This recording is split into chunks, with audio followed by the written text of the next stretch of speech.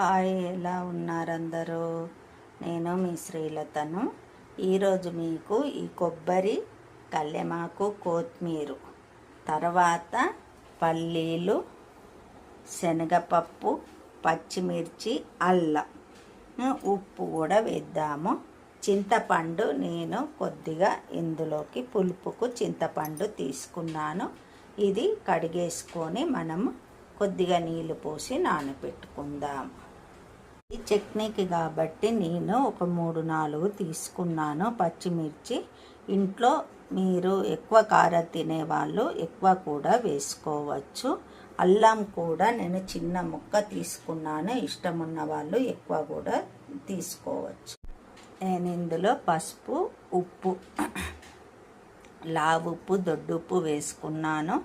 ఇష్టం ఉన్న వాళ్ళు సన్నుప్పు అయినా వేసుకోవచ్చు.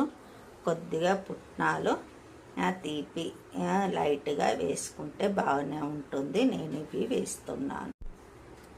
కొబ్బరి పల్లీల చట్నీ రెడీ అయిపోయింది. ఇప్పుడు మనం దీనిపైన పోపు పెట్టేసుకుంటే అయిపోతుంది. చాలా రుచిగా ఉంటుంది. మీరు ట్రై చేసి ఎలా వచ్చిందో మీరు కామెంట్స్ రూపకంగా తెలియచేయండి. ధన్యవాదాలు.